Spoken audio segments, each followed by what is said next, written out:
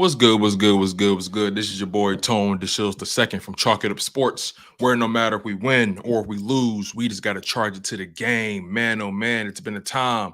Summer is approaching, but right now we're in spring forward. I appreciate you guys for always locking in on the content, for always having fun with me. Long time no see. Smash that like button. Make sure you guys stay engaged. Make sure you guys tell me how you feel. Tell me how you really feel. I want to know the good, the bad, the ugly, what's been going on with you. And if you want to know what's been going on with me, I'll try to keep it as plain and simple and as transparent as I possibly can. But as always, man, smash that like button. And I'm always grateful to be here with you guys. I don't take your support for granted. Uh, when I decided to do this live stream, well, first and foremost, before I get into the show, you know, life has been happening a lot for everybody. Life's been happening for me. Obviously, I haven't put out some content in a few weeks. I kind of just been laying low, just watching how things progress. Just been trying to get my life in order, get my health in order, and get my family in order. Get my family set up the way they need to be set up. And yeah, these past few weeks have I don't want to call it turbulent, but these past few weeks have been interesting. February and March have been very interesting for me because I've tried to make it a point to get my health back to I guess peak form. I've been working out more. I've been trying to eat better. I've been trying to get my sleep back on track. I've been praying more. I've been spending a lot more time with family, so on and so forth. So these past few weeks, these past 3-4 weeks that you guys haven't really heard from me consistently, I've just been trying to get the mentals back. You know what I mean? I've been trying to get myself back in order. A lot of news has transpired.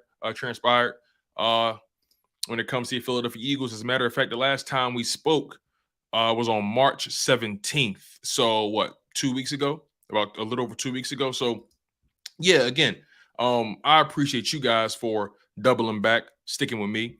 And we're gonna talk some sports. We're gonna talk some football. We're gonna talk some Philadelphia Eagles, some NFL.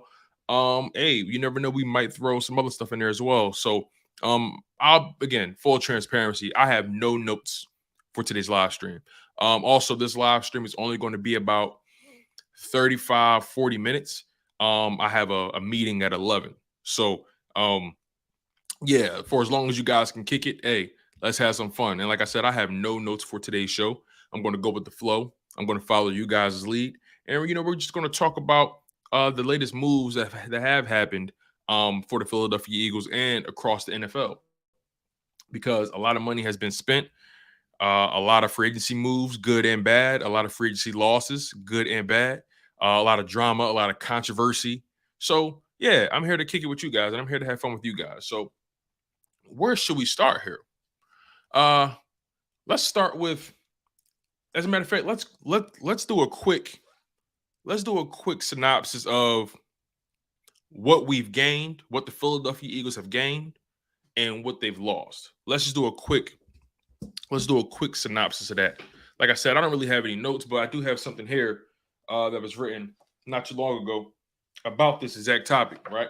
So, obviously, we talked about this. The Philadelphia Eagles lost Miles Sanders, T.J. Edwards, Javon Hargrave, Marcus Epps, Kaiser White, Gardner Minshew, Andre Dillard, and they've lost C.J. Gardner-Johnson, and they've lost Isaac Somalu. They've gained Brandon Graham, Brett Toth, Jason Kelsey, Boston Scott, James Bradberry, Rashaad Penny, Fletcher Cox, Darius Slay, Marcus Mariota, Greedy Williams, safety Terrell Edmonds, who used to play for the Pittsburgh Steelers. They also brought in linebacker Nicholas Morrow, both those guys on one-year deals, and they also brought in safety Justin Evans on a one-year deal as well. So they've brought in two safeties and a linebacker and a corner on the defensive side of the ball. So, if you ask me, I'm not upset with the moves the Eagles have made. I'm not overly impressed, but I do like the fact that Howie Roseman is bringing in guys at positions of need, right? And he's bringing in some depth pieces. He's bringing in some guys that may be able to play special teams, guys that can probably compete for a starting role. For example, Terrell Edmonds and Justin Evans, both those guys are safeties. Now, we have no idea what those players' ceilings are or will be in the Philadelphia Eagles system. We have no idea what their ceiling is going to be. We have no idea what kind of impact those guys are going to have. We just don't. But we know those guys are traditional safeties. We know those guys have played safety for quite a long time, not just in their collegiate careers, but also in the NFL as well. Terrell Edmonds, he's interesting to me because some people say the Eagles downgraded at safety when they lost C.J. Gardner-Johnson to the Lions. And we're going to talk about that drama too. That's a whole nother conversation. But a lot of people feel like the Eagles have downgraded at safety. And I think when you look at it in a vacuum, it's easy to say the Eagles downgraded at safety. I think it's fairly easy to say that because of the fact that C.J. Gardner-Johnson, he was able to deliver significant plays. You know, he forced turnovers. I think he had 6 interceptions on the season in 12 games. Granted, he had an injury, but he was a high impact player in terms of forcing the issue, and he had a nose for the ball. He forced turnovers. He made game-changing plays, right? But some on the other side say, well, although he made those game-changing plays, C.J. Gardner-Johnson was never a traditional safety. Therefore, he lacked certain instincts required for the position, right? A lot of people felt like he was caught out of place often. Despite those game-changing plays, those game-changing interceptions, a lot of people felt like he was caught out of place often, be it on run defense, be it in coverage. But every now and again, he'll get you that interception. So it kind of was a trade-off. So I say that to say some people feel the Eagles upgraded at the safety position because Terrell Edmonds is a traditional safety. He knows how to play the position. He understands where he's supposed to be. He understands the coverages and so on and so forth. That's just what some people say. I'm not leaning too far either way. But what I will say is this. Although C.J. Gardner-Johnson made a lot of plays for the Philadelphia Eagles, I still felt like there was a lot of moments where he was caught out of place. He couldn't make a tackle. And I'm pretty sure you guys can say the same thing, right? But still, he was a 24, 25-year-old guy who had what we think to have a high ceiling, right? He's young. He's only going to get better. That's what we think. So that's what we expect. So the Eagles wanted to bring him back. I'll be transparent. I wanted CJ back. There's a bunch of players that we lost that I thought that we should have back, but that's not the way the cookie crumbles. And let's be totally frank about this. The safety position is not a high impact position. It's not a high leverage position. It's not a high value position. You follow me here? Those positions, in my opinion, that you should break the bank for, that you should try to seek every option to keep that player in the building. The impact positions that I believe come paramount, and this is in no particular order, but the most important positions that, in my opinion, require the most tender love and care, the most investment: quarterback, left tackle, edge rusher, corner, and wide receiver. It's just that simple for me, right? Everybody else you can fill in with dudes. That's just my humble opinion, because we see it play out time and time again. Which positions have the highest impact on the game? Which positions command the most money, right? Now, sure, you have certain people at linebacker, certain people at safety who transcend everyone else. We saw in the safety market, as a matter of fact, we saw the fact that C.J. Gardner-Johnson and other safeties got what they got, and then Jesse Bates got what he got. You know what I mean? There was a clear disparity. Everybody else was sitting in economy while Jesse Bates was in first class. You follow what I'm saying here? So when you think about it from that perspective, the safety market was so skewed. The safety market was so top heavy in terms of contracts. One guy got most of the money, and everybody else got 6, 7, 8 million a year. Jesse Bates got what? Damn near what 15, 16 million a year, if I'm not mistaken. So when you put it into perspective, the safety market really wasn't too lucrative unless you're a transcendent player. Like I said, no team, and again, Jesse Bates is a very, very, very good safety. The Atlanta Falcons needed that position filled. But are the Philadelphia Eagles a team? Are they a team that's going to spend that kind of money on a safety? Probably not. Remember, they let Brian Dawkins walk at one point. So when you put that in perspective and how the Philadelphia Eagles build their team, you probably shouldn't have we probably shouldn't have expected the Eagles to break the bank for CJ Gardner-Johnson, right? Again, in order for you to get that big money, you have to be transcendent. It goes for the linebacker position, right? Fred Warner for the San Francisco 49ers. He's a transcendent linebacker. He's a great player. Bobby Wagner in his prime, a transcendent linebacker. Ray Lewis in his prime, transcendent. I can go on and on about linebackers. But again, if you're not one of those guys, you're not going to get the big money. At least in Philadelphia, you're not. Let's think about D tackle, right? You have to be a transcendent talent. You have to be legitimate. Aaron Donald, right? Fletcher Cox, Jeffrey Simmons. You have to be of that caliber to get the big money. They gave Javon Hargrave $20+ million, right? The Eagles was like, yeah, we're not paying that. So again, when you weigh all of that together, unless you're a quarterback or a left tackle or edge rusher or a wide receiver or a corner, these teams don't want to give you big money. It's a passing league. The game and the rules are more favorable to the offensive side of the ball anyway. Teams are starting to build their rosters offensive heavy rather than being heavy on the defensive side. That's how the Philadelphia Eagles are going to be built this year. They're going to be really heavy on the offense, and they're going to expect their defense to make maybe 2 or 3 key stops a game, right? The Eagles have to find a way to keep opponents under this at least this season, right? The Philadelphia Eagles have to find a way to keep teams or keep opponents under 23 points, under 24 points. The Eagles have to regularly score, in my opinion, 28+, 30+ points a game. Especially this season. The competition is going to be really stiff. The schedule is harder this year. I think in order for this Eagles, team, in order for them to prosper in 2023, this is my opinion.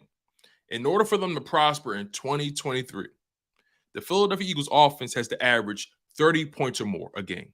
Now, of course, you're going to have games where they drop 40. You're going to have games where they drop 28. You're going to have games where they drop 38. You're going to have games where they drop 27, 26. You're going to have games where they drop maybe 21. You're going to have a game maybe where they drop 33, 34. But the bottom line is the Eagles need to average 30 points per game this season if they want to be successful. The schedule is going to be harder. Your defense isn't going to be as talented. It's just that simple. Granted, I think the Eagles were able to maintain some key players at key spots. Like I said, remember, those high impact, those high value positions. Quarterback, they're going to re-sign Jalen Hurts. He's going to get his money. That's not even a question at this point. He's going to get money. Jalen Hurts, quarterback position.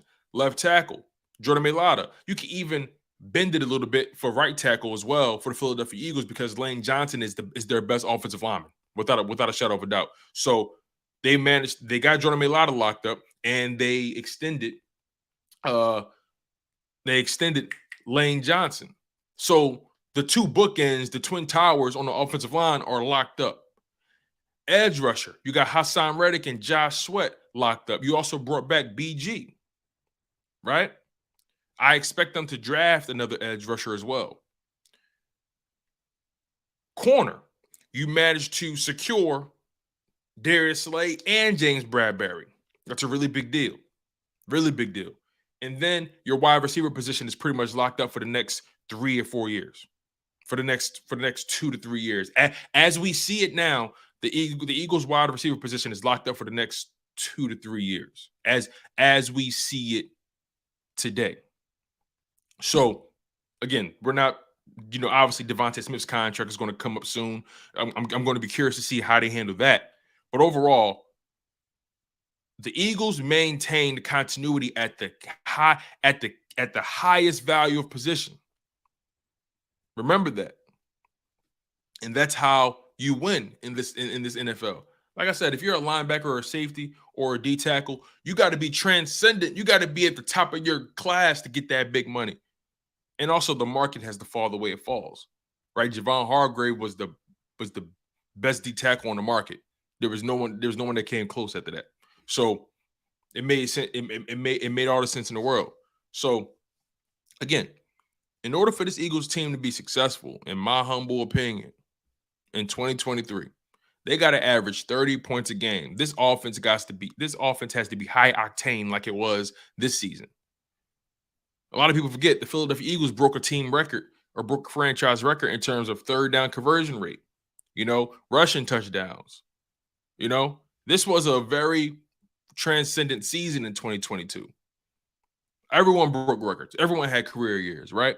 So when you weigh all that together, it's going to be hard to replicate it, but you don't need to replicate it, right? A lot of people say, well, there's no way the Eagles can do what they did before. There's no way. You don't need to replicate that, right?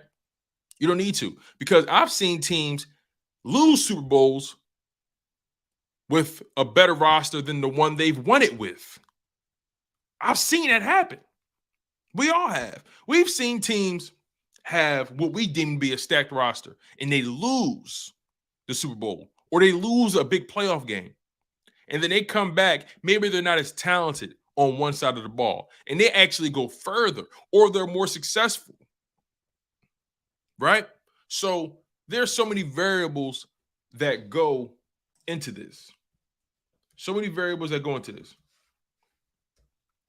But one thing I do know is that the Philadelphia Eagles have as good a chance to get back as anybody else, because the NFC is so weak. And if and when Aaron Rodgers leaves the NFC, it's finito, man. It's finito. I personally believe Jalen Hurts is the best quarterback in the NFC. That's my opinion. Like I said, it's my opinion.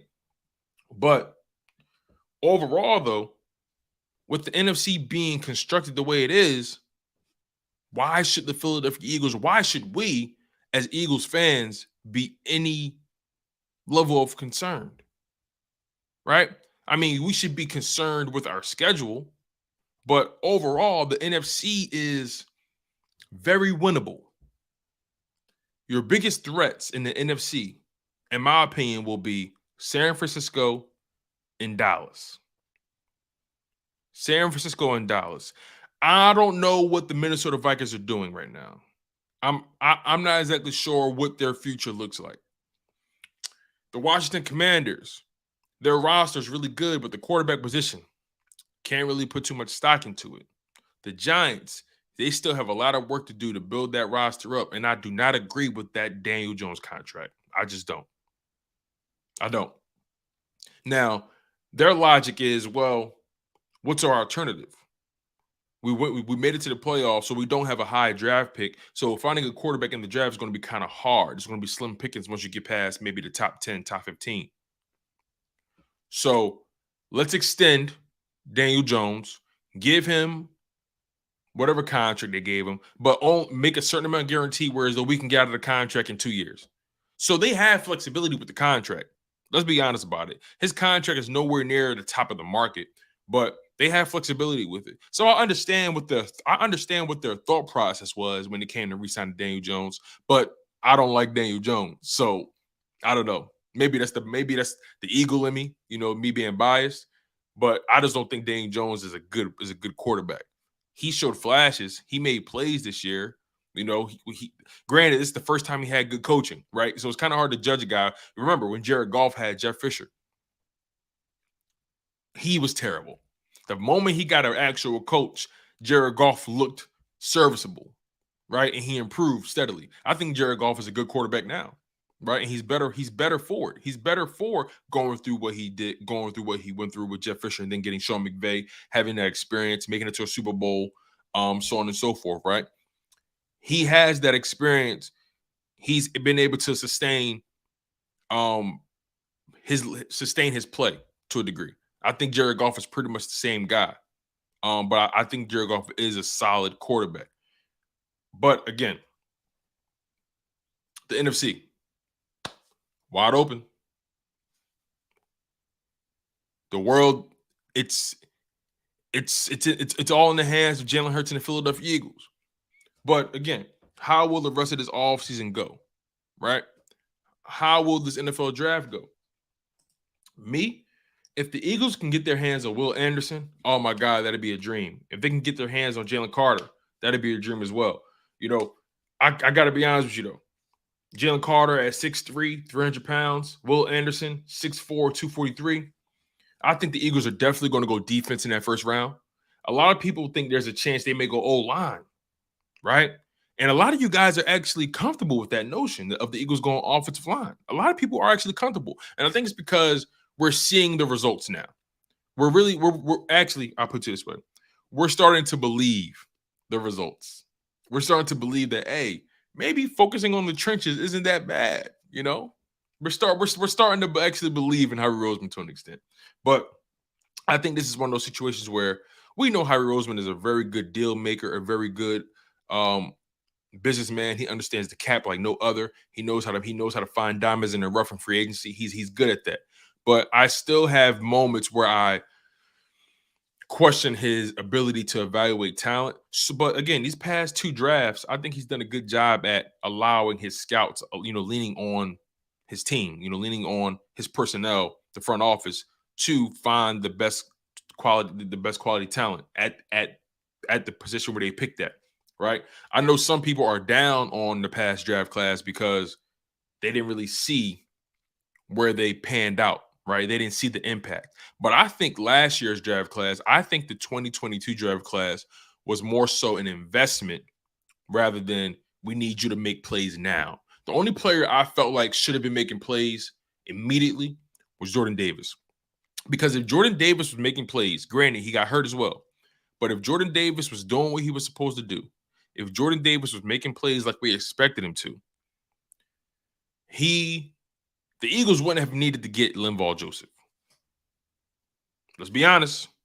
As much as we love JD, as much as we love that boy, and I think this year is a bounce back year. I think this year he ups the ante. If he would have stayed healthy, again, we don't know what he could have been if he would have stayed healthy, had that consistent, had he been able to build those consistent reps, we have no idea how good he would have been. Getting hurt can offset your development. That's the reality, and I'm not going to ignore that, right?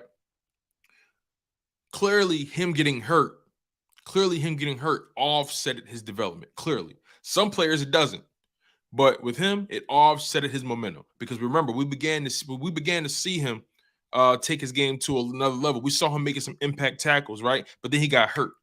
So at that point, it offset his development.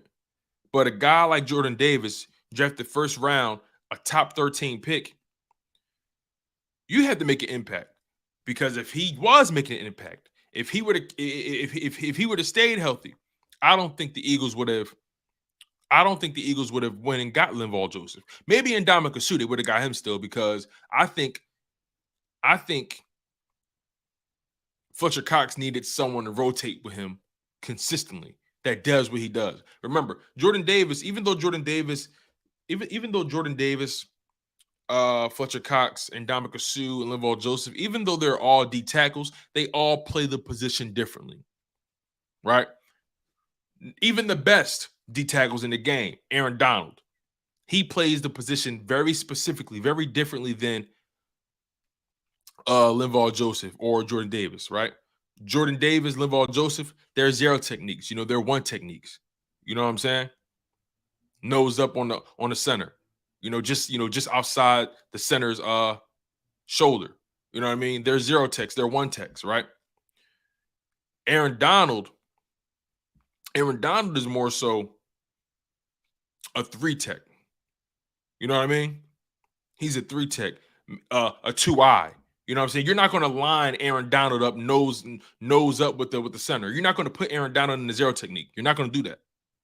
That doesn't help him, right? But that doesn't make Aaron Donald any less of a player because he can't play zero technique. You follow me? Therefore, it shouldn't make Jordan Davis any less of a player if he can't play 3 technique, right? It shouldn't make him less of a player. So I say all that to say, I expect Jordan Davis to take his game to another level. I agree with you, A. Jordan Davis was a letdown. He was a letdown. I do agree with you on that. But at the same time, right? I'm trying to be as empathetic and patient as I possibly can be. But it's hard, like you said, when you're a first round pick, A. Like you said, when you're a first round pick, you got to make an impact.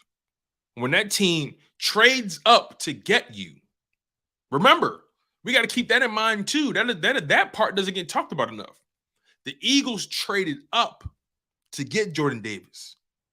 They leapfrogged the Baltimore Ravens because they were under the impression the Baltimore Ravens was going to snatch him, and they probably were.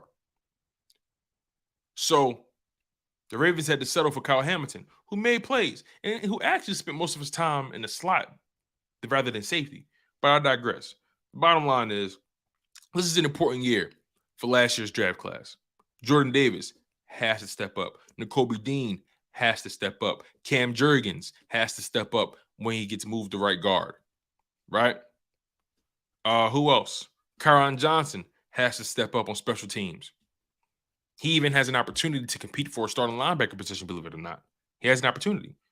Who else? Grant Calcaterra has to step up this year. He has to solidify himself in that tight end 2 role.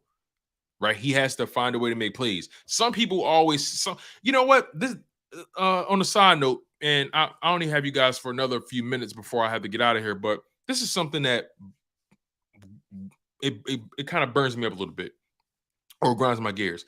I don't understand when people keep saying, oh, the Eagles need to draft the tight end. They need another tight end, right? The Eagles don't play like that. The Eagles tight end 2 isn't a primary target. Why do the Eagles need to invest high draft capital, or they need to find a way to fortify that tight end 2 position? I don't believe the Eagles need another tight end, right? Maybe they draft, maybe they find a project tight end, on the back end, but I don't think the Eagles need another tight end. I'm not one of those people that think that. I don't believe that.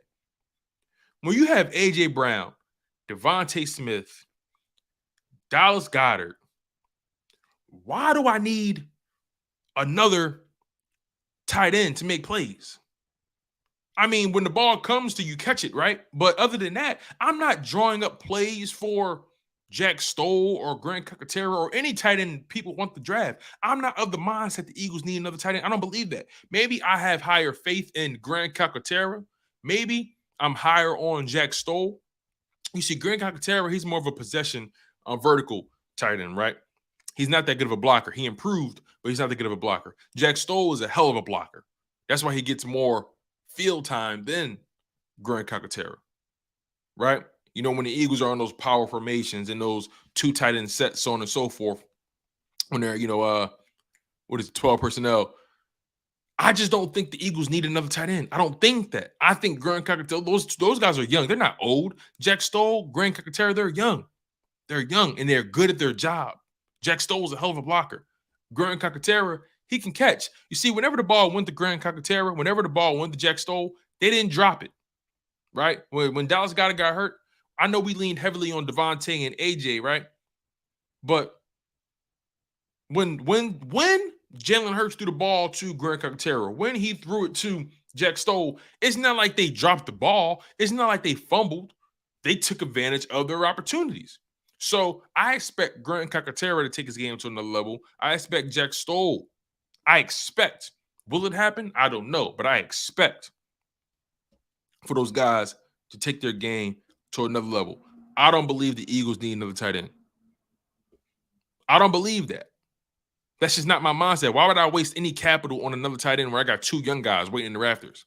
2 young guys, Jack Stoll and Grant Calcaterra. I'm not wasting any capital or any assets on another tight end. I don't believe that. I hate when people bring that up, or I hate when people try to act like the Eagles need another tight end. No, the hell they don't.